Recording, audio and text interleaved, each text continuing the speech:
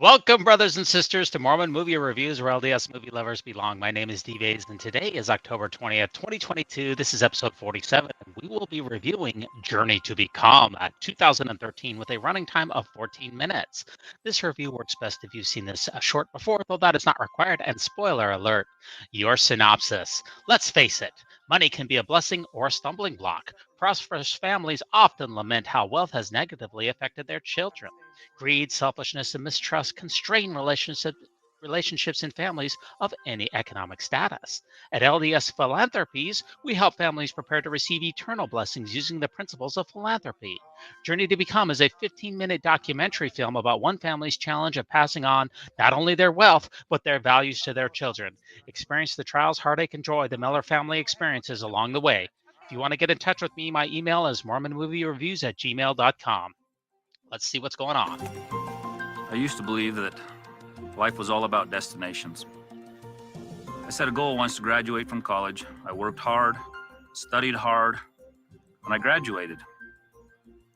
After graduation, I remember speaking with my father about how empty I felt that day. There wasn't the great emotion, the great joy that I thought was going to come with reaching my goal. And he said, "Son, the joy is in the journey. And the greatest journey that I am on and will ever take is the journey I take with my family. I love to be with my family. I like every single day. I do look forward to fishing. I look forward to graduations. I look forward to baseball games. But I enjoy every single day. We've made a lot of mistakes. We've had some bumps and bruises. But in the end, I think it's given me a little bit of insight into how perfect our Heavenly Father's plan really is. I don't profess to know everything, but I do think that we've learned some things that may help you. If you'd like to come along, we would love to share some of those lessons that we have learned along the way." I definitely would like to come along here, Reed. I really appreciate it. Now, this film was brought to us by the Philanthropies, which is the church's arm for helping people donate. There's donate to the Church of Jesus Christ of Latter-day Saints, or its affiliated charities, or the educational institutions. 100% of each donation goes to the fund that you choose and does not cover any administrative overhead. You could donate to one of the church's schools here, or humanitarian aid, missionary work, family history, church history, the tabernacle choir, or there's lots of ways that you can give money to the church. You can make a gift. There's you could automate your gifts, do it every week or every month. You can plan your legacy, that is, leave your inheritance to the church. And then there's stories and videos that go along to inspire you to participate with the LDS Philanthropies. Now, this film used to appear in the shorts and videos section, but starting in 2018, the church removed this documentary. And there may be a reason for that. And as you continue to watch with me, I think you may realize why.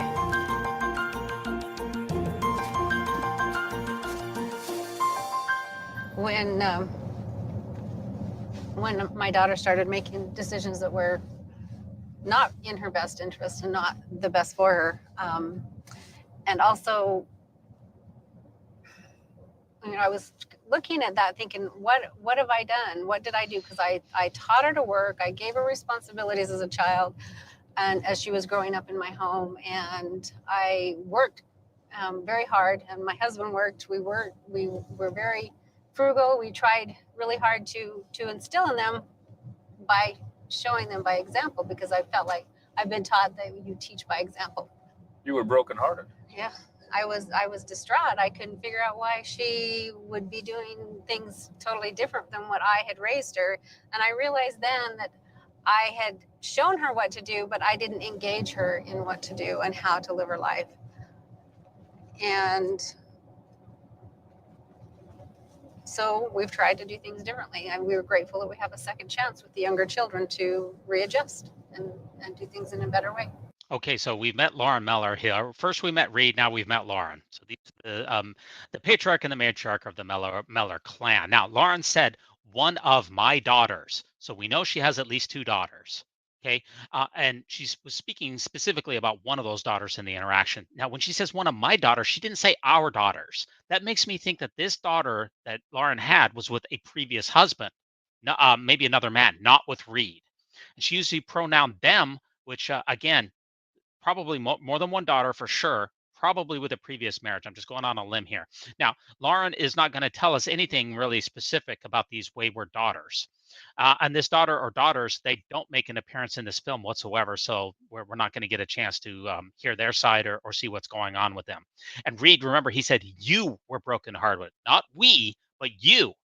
Meaning, I take that to mean that probably Reed wasn't around at this time because I'm guessing that she was married before. Now, what is it that troubled Lauren in this particular section? Well, she said, I taught her to work. I gave her responsibilities. I worked hard.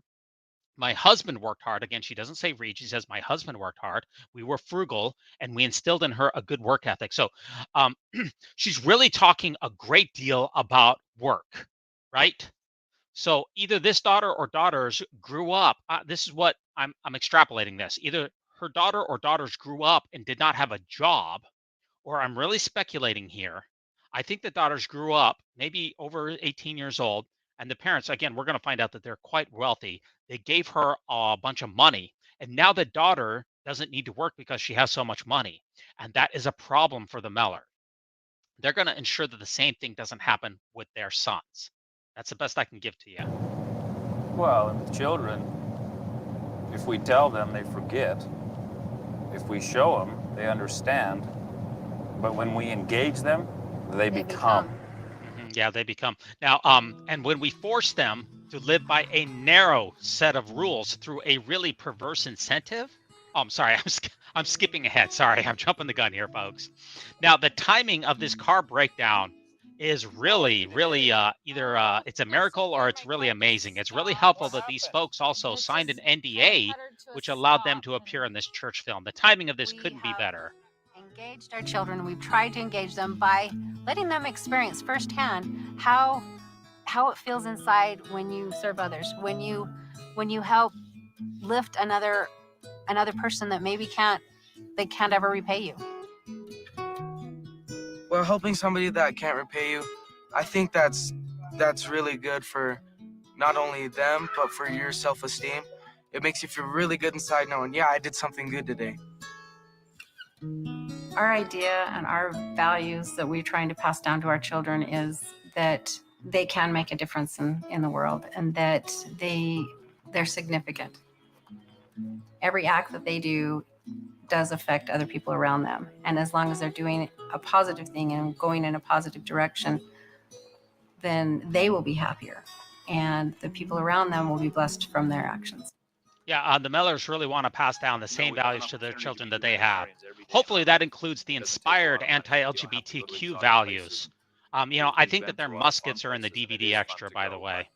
Humanitarian work begins at home. Have the rest of a great day. Thank you so much. Yeah. I really appreciate all of your help. The definition of a humanitarian is someone who wants to lift someone else up and assist them. And we can do that every day in our homes and in our schools.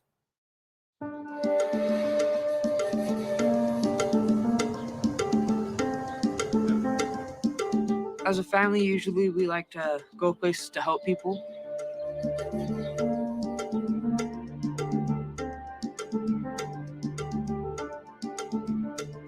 When me and my family work together, we have all of us out there, and it just kind of helps to teach us what we're supposed to do and not just watch, we actually participate. I mean, this family's commitment to helping others is absolutely second to none. It is very inspiring. They definitely picked a good family as far as having a good work ethic. If I have to, I love to get with people, and I think it's great that my parents are giving me this experience. I can give my kids money, I can give my kids cars, I can give my kids real estate. But I cannot give my kids a desire to be honest, a good work ethic, the ability and the desire to serve. And so, if you look at our Heavenly Father's plan, He desires to give each of His children all that He has. But to qualify for those blessings, we have to become what He has become. Now, I don't pretend to be like my Heavenly Father, but for my children, for them to inherit my estate, they will need to become what I am trying to become. Okay, so that is the thesis. That really is the thesis of this documentary. And in fact, that's the title of the short, Trying to Become, Journey to Become. The Mellor children, in order to inherit Dad's estate, will need to do and think exactly how Reed thinks and does. Remember, Reed is trying to become a god. So his children will need to become what he is trying to become. So his children will need to literally become gods. That's what he said.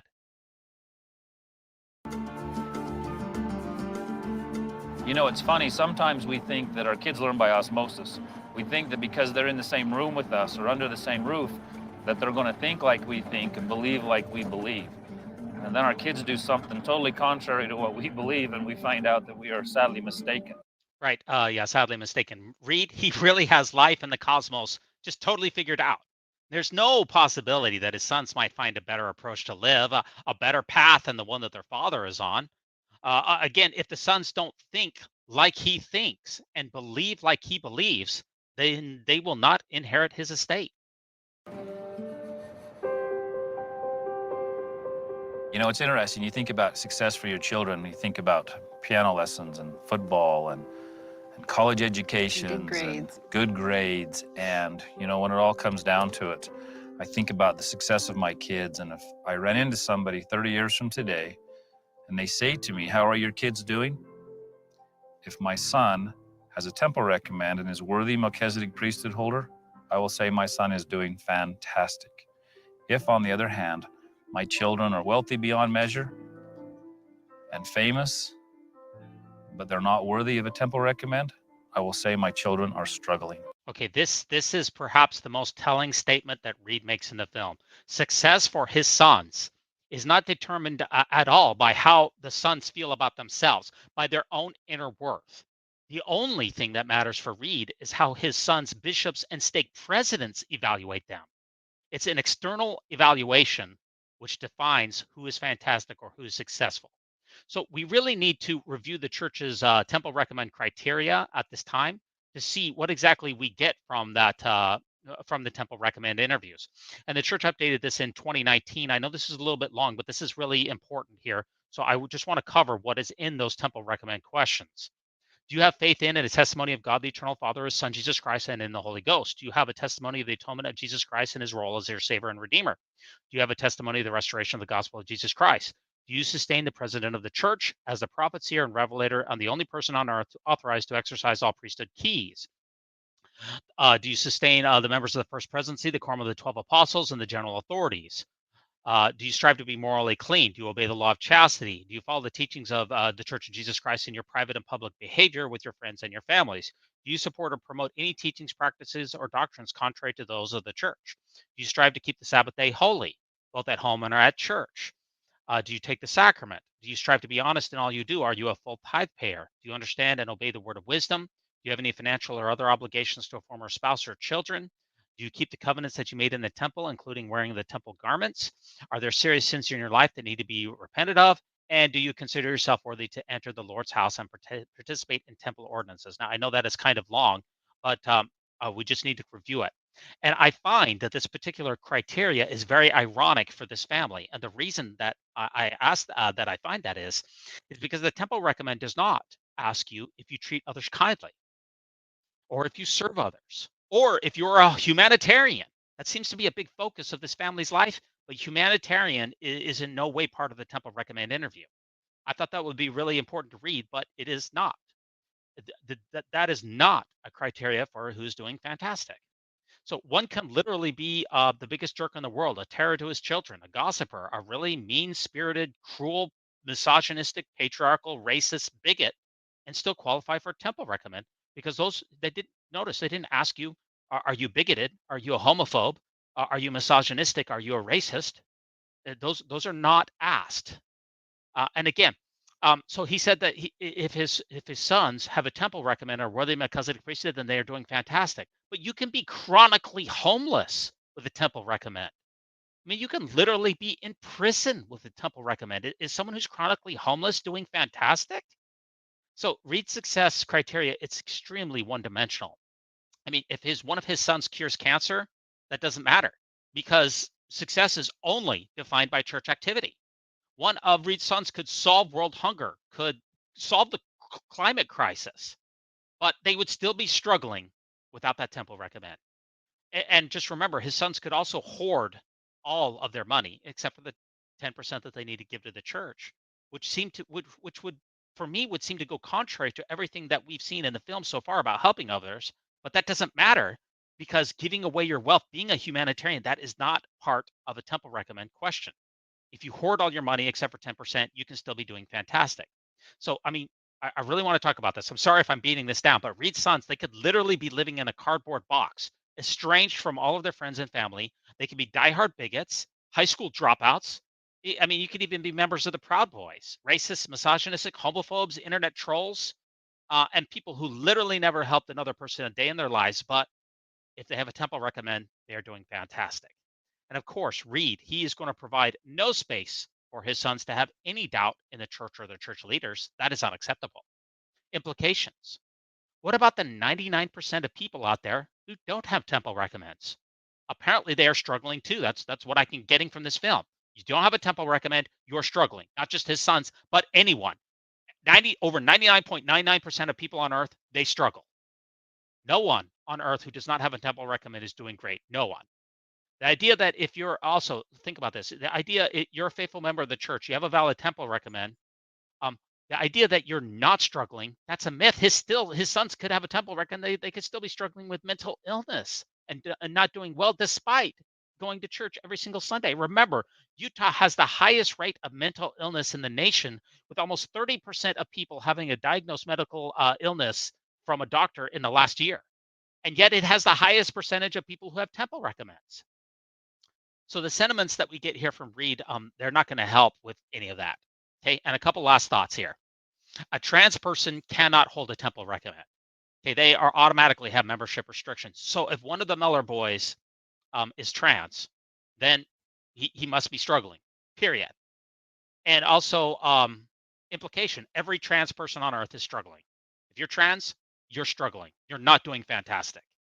And if you're gay and legally married, if one of the Mellor sons is gay and ends up marrying legally a same-sex partner, they will not be able to obtain a temple recommend. So by implication there also, every married gay couple is struggling.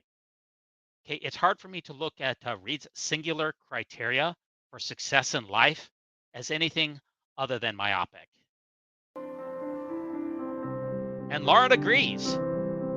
Lauren's on board.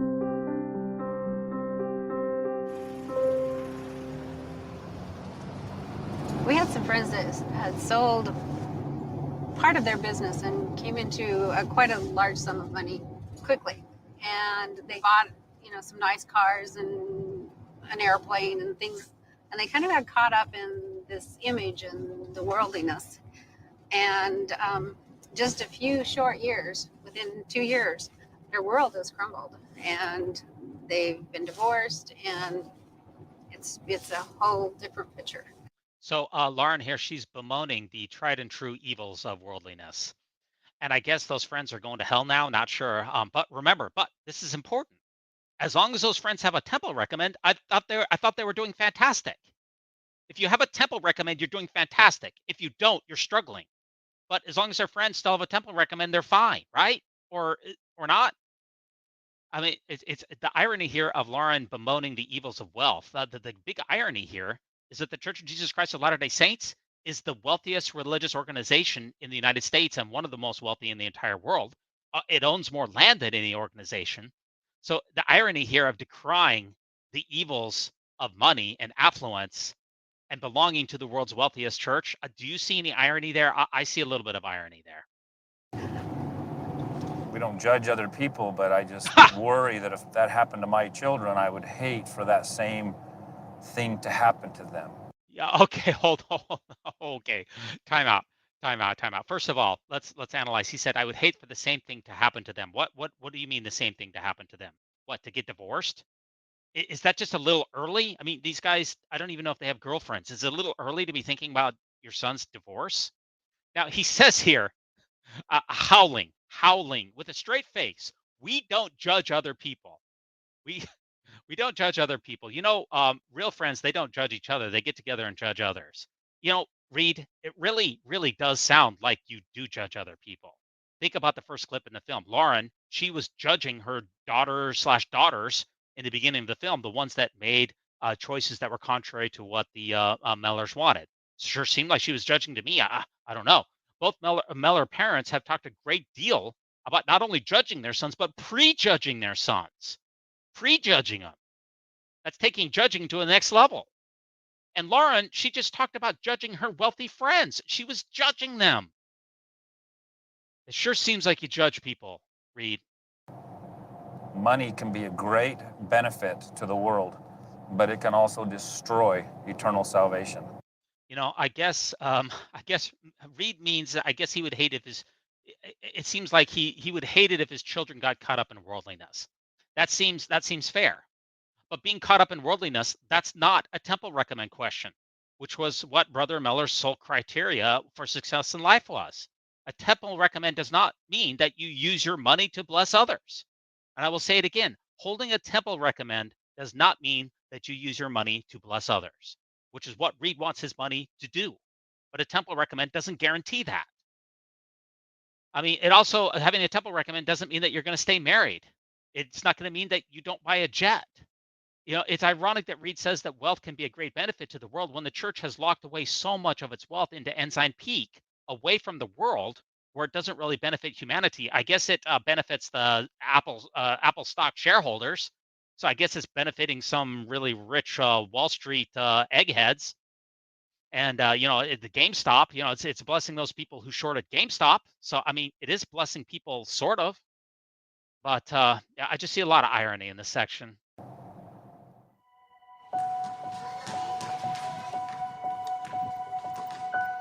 One point in our life, two of our children were making some mistakes, and they were a little bit contrary to what we believe as a family. And I thought, Okay, we know that the Mellors here have two daughters at least, and one of the daughters was referenced earlier. So perhaps two of the Mellor daughters are off of the covenant path. I don't think that these mistakes are things that are a little bit contrary to what the Mellor family believes. They're just contrary to what the Mellor parents believe. It's my way or the highway. wow, what happens if somebody receives a pile of money who's not living gospel principles? And I don't know about you, but I've never heard anybody say, wow, I inherited a bunch of money, and so I decided to go back to church and turn my life around. Brother Mellor, I've never heard of someone whose self-righteous father disinherited them, who then decided to go back to church either. I haven't heard of that either. Remember also, turning your life around means going back to church. Those are synonymous. You're outside of the church, you must turn your life around. So anyone outside of the church, they need to turn their lives around. You can't live a good life outside of the church. You're struggling. You're in the church, you're fantastic. You're out of the church, you're struggling. The church is a one-size-fits-all mandatory organization that works for everyone in the planet. And Reed gives no space for the idea that the church is not going to work for someone. No, no, no, no. The church, it works for everyone. And if the church is not working for my sons, well, then that's their fault. And they're going to be disinherited. I used to worry if I died today, what would happen to my kids? And how would money or prosperity affect their choices and their ambitions and their life's goals? And that caused me a lot of stress. In fact, at one point, I was ready to sign over everything I had to the Church of Jesus Christ of Latter-day Saints rather than risk having them have to make choices that would be difficult for them with a large sum of money. Okay, Reed, he really says I. He says me. He uses the first person a great deal on this short. These are not really joint decisions between Reed and Lauren, or a decision that their entire family makes together. They're in the picture. We see them there. But this is the don't be mistaken. This is the Reed Mellor show. Now he's talking about signing over all of his wealth to the Church of Jesus Christ of Latter-day Saints. He's specifically referencing the covenants that he and Lauren have presumably made in the temple, specifically the law of consecration. So Reed here, he's actively toying with the idea in front of his own sons of disinheriting them, right there, while they're right there. Now remember, whether these sons turn out to be worthy Melchizedek priesthood holders or not, he has no trust in them at all. He doesn't trust them at all. And he's not afraid to admit that with them on the camera right there. I mean, he's really, really obsessed with what the kids are going to do with his wealth after his death. Let me just give you a humble piece of advice, Brother Mellor, in case you ever watch this. Consider the lilies of the field. Take no thought for the morrow. Jesus didn't leave anyone anything after his death. And some friends who work with a lot of donors in the church mentioned, well, what are your goals as a family? And Okay, what are your goals as a family? Okay, I would submit that his goals as a family is to create clones of himself, people who think like he thinks, do what he does, attend the same meetings that he attends, go to the same places on Sundays, give tithing to the same corporation in perpetuity, etc. The idea that the Mellor boys should find their own path through life or become something different, or heaven forbid, even better than their father, that's unacceptable. No. I said, my goal is to raise worthy Melchizedek priesthood holders. Right. Yeah. So his goal is to create worthy Melchizedek priesthood holders. The goal is not to teach our boys to be good to others, to be kind, to be tolerant, to find happiness, to determine their purpose, to better the world. The only thing that truly matters is church attendance and holding a temple recommend. Don't let all of the service that we've seen so far fool you. That's smoke and mirrors. That's not the goal. The goal is for Reed to clone himself. And this kind gentleman, Ron Black, said, what if you can do both? Okay, so what if you can do both? Now here, I looked it up here. I'm pretty sure this is the friend here that we're talking about here. Ron Black was a senior wealth advisor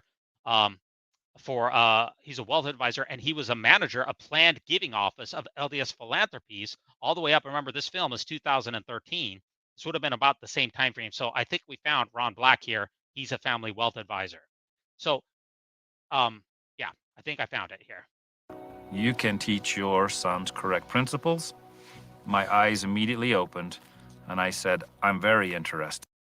Okay, sorry if I cut that off. He says he's very interested in what Mr. Black was recommending. So he said that you can do both.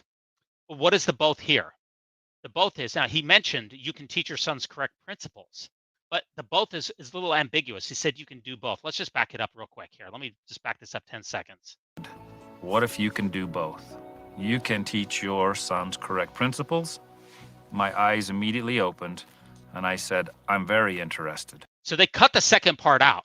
Okay. He said you could teach them correct principles, but what's the second part? There's a both here that's missing, and it was cut from the film. I'll tell you what the cut part was. Okay. And this is me as D-Vase, I'm going to prophesy here. It's a very rare occurrence. So while you're doing it, before I make this prophecy, would you please drop a like, drop a subscription? That would help me out a great deal. So the first part is you teach your sons correct principles.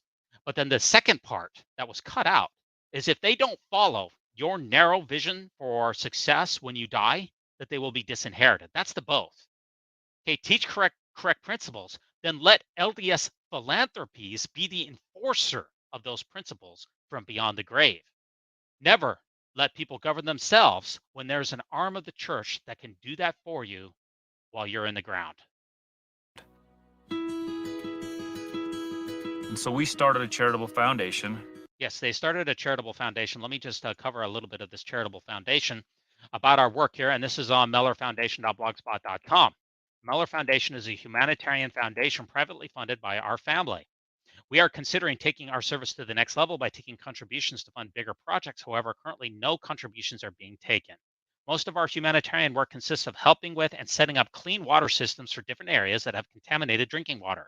Our official title is Clean Water Short-Term Specialists. Whenever we travel somewhere, we look into old, new, and potential projects. We improve on old water projects if they are able to and help to maintain new projects. We also do other humanitarian work, such as make donations to different causes and help build schools. A lot of our work is done through LDS Philanthropies. Okay, so if you look, this blog was pretty active around the time of this film, and then it basically dropped off. But if you look at some of the entries in here, some of the initiatives we have contributed to through LDS Philanthropies, they very first started in Ethiopia. And if you look through some of their travels here, some of the pictures have been taken down, but they visited Vietnam, Afghanistan. They really visited a lot of places, even though some of the pictures have been taken down. And what's interesting is the pictures that remain up, there's not very many of them remain up. They're only of the boys and the family. The mothers, the daughters, they never appear in this particular foundation. So, it appears to me, I did a little bit more digging. It appears to me that Reed has an engineering degree and that he made his fortune with government contracts. I don't know that for a certainty, but I believe that is the case. Now, I did reach out to the Mellors about this review to see if they would participate with me or answer any questions. They did not respond to my inquiry. My sons and my daughter are the board of directors. Wait a minute. How is the daughter? How is the one daughter a part of this? I thought she was in the Great and Spacious Building. Now, she never appears in any of the family pictures, either online or in the scrapbook which they leaf through in the book, which was shown earlier. And what about the other daughter? We know there's two daughters. So it seems like the one daughter might be estranged from the family. And I can't for the life of me figure out why that would be the case. We will have a discussion about things we should donate to and ideas, and they actually choose the things that we donate to. Very cool. The one aspect we've added recently is sometimes it's easy to give other people's money away. And I told my sons, Jade and Gabe, that to be real philanthropists, you must sacrifice your own money. And that night, they decided they would donate a portion of their money in addition to the money that was coming from the foundation. Okay, so first of all, mega kudos to the Mellors for their charitable work. Really amazing what they have done.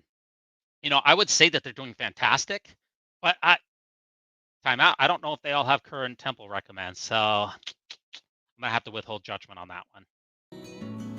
And that way, it gives the opportunity for them to learn correct principles, to grow and develop, and if they are worthy of their priesthood, they can then handle the inheritance and continue to do good.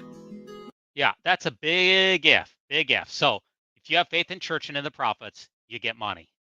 If you have doubt in the church, you get disinherited.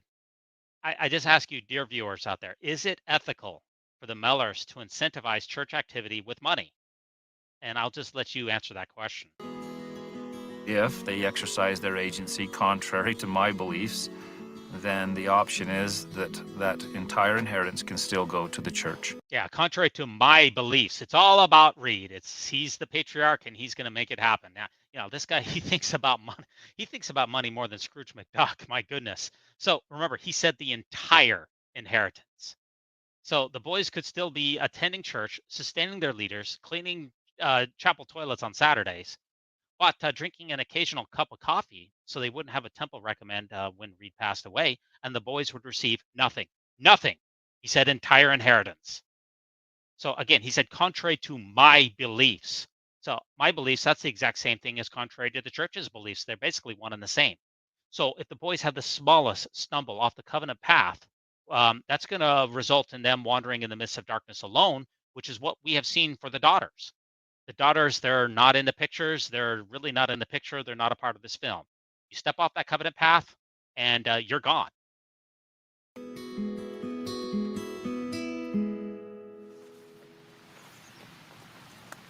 What I want most for my family is for them to be happy. Well, Lauren, I hate to break it to you, but you did not incentivize happiness when you partnered with LDS Philanthropies. What you incentivized was obtaining and holding onto a temple recommend. I want them to be kind to each other and to all those around them. I want them to look out for others' needs and be helpful. These are really, really, really lofty goals, and they're really good. The only problem is that your inheritance, mostly your husband's inheritance, but the family inheritance, it's not tied to whether a person is happy or whether they are kind to those around them or or tied to whether they're helpful, like what you wanted them. Because none of those are attributes are part of the temple recommend questions. Now, of course, it goes without saying, but I'll say it anyway. The sons, that they're not going to be able to look after others or help others if they're disinherited. I mean, it's hard to help other people if you're broke. It's not impossible, but it's really hard. When I grow up, I want to be like my dad because he's just a really great guy. Yeah, Gabe, he really wants to be just like his dad. You better, or he's not going to get one penny of the inheritance, even though he's been an integral part of the family foundation. And I think that the Lord has blessed him with the ability to find people who are in need. Most of the stuff that we do as humanitarians is to help other people. It's kind of ironic here that the Mellors help others regardless of their status with the church. Like they didn't ask the woman whose car had broken down if she was a member or was a full tithe payer. But when it comes to helping members within their own family, no, no, no, no, no. The parents have a higher criteria. That's very ironic. It's really not what you give, it's what you do to help people. I don't know. In this documentary, it's not really about what you do that matters. It's only about whether you can pass the temple recommend questions after Reed's death. The sons could hoard all their money besides tithing and never help one person their entire life, like I said before. And as long as they still get a temple recommend, they're going to get dad's dough. My dad's already put me and my brother on that path, but I certainly hope that when I grow up, I will be successful because of the stuff that he's teaching me now.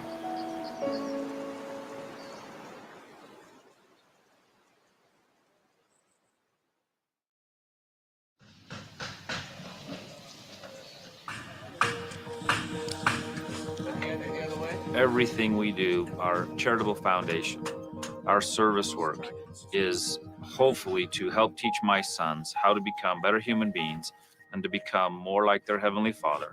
So that as they continue to progress on this journey, their ultimate goal is to return home safe to their Heavenly Father. Hashtag covenant path, right? Dad, he's forced his sons onto the covenant path. And if they don't stay on it, then they're on their own. This is a big contrast. Think about the parable in the New Testament about the prodigal son. When he was done with living with harlots and rioting, he came back after being wicked, and the father didn't cut him off because he didn't have a temple recommend. In fact, he gave him. They slaughtered the calf. They put a ring on his finger and put a robe on his back. So it's just a big difference than what the teachings of Jesus are trying to tell us about what to do with your children in case your children make decisions that you don't agree with. Big contrast. The Mellor family, but for the Mellors, their entire life construct is built around obedience to church leaders and doctrine.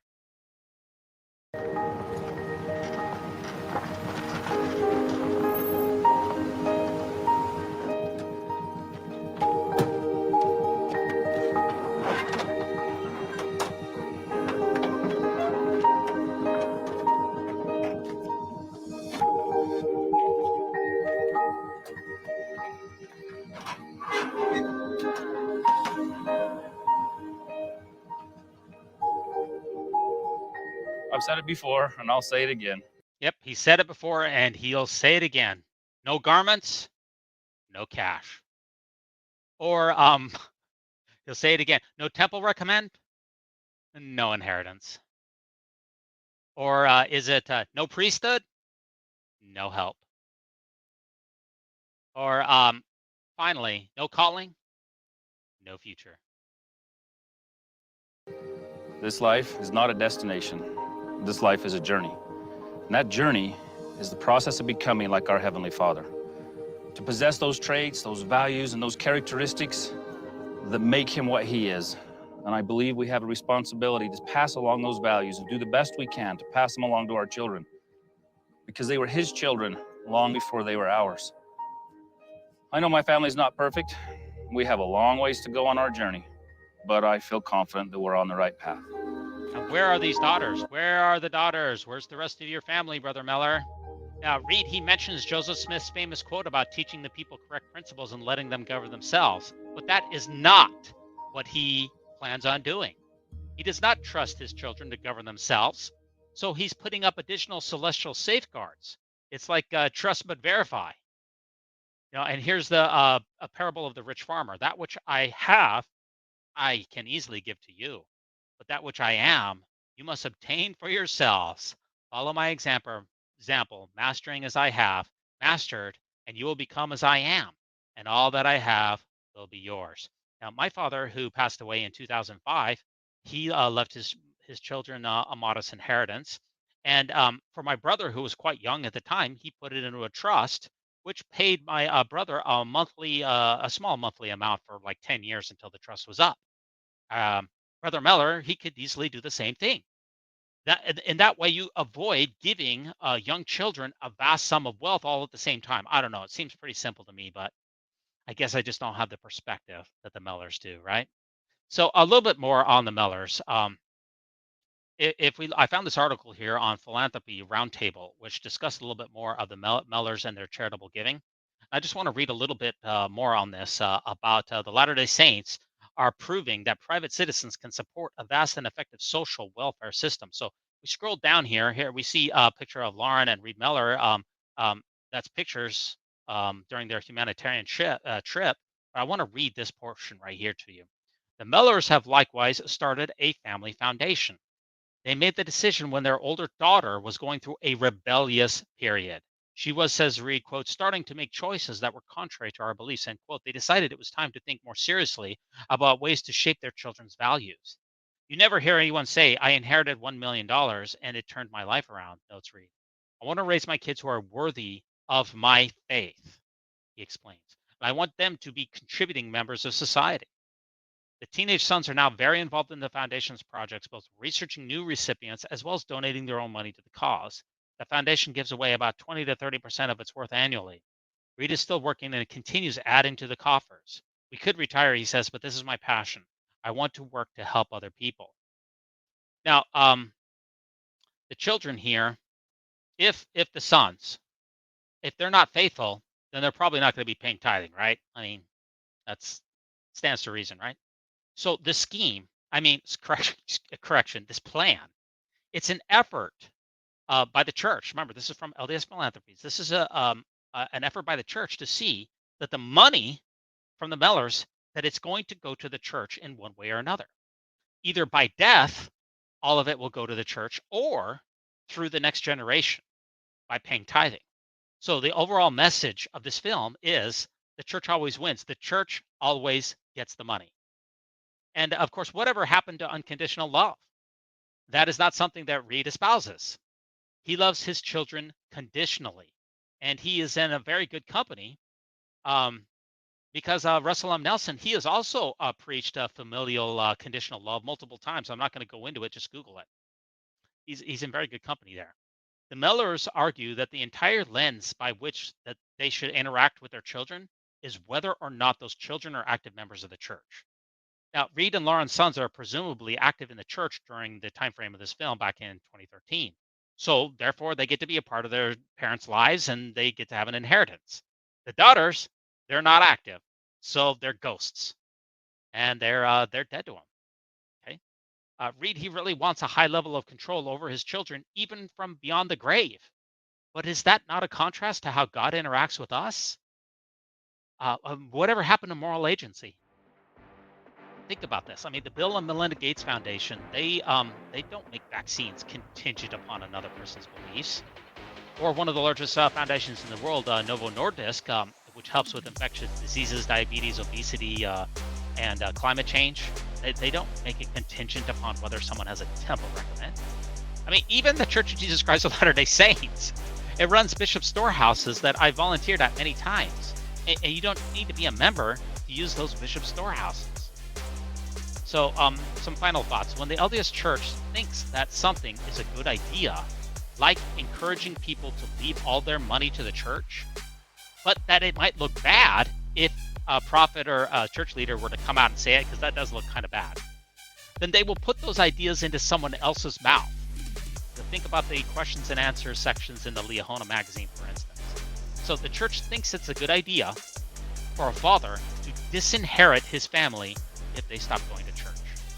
And remember, no matter what, in this situation, the church is going to get the money.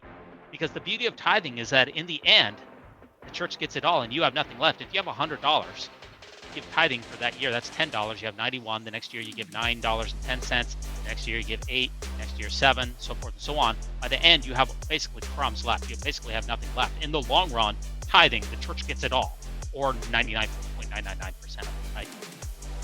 So just a couple last things. I doubt that this review is going to stay up for long, because I imagine that the church will copyright strike this review when they finally come across it. So my advice to you is enjoy this journey of this review while you can. Now, I want to thanks so much for joining me to review this film. Please like, subscribe, and leave a comment. And join us next time for another episode of the Mormon Movie Reviews, in which we will review the best 2 years. So long.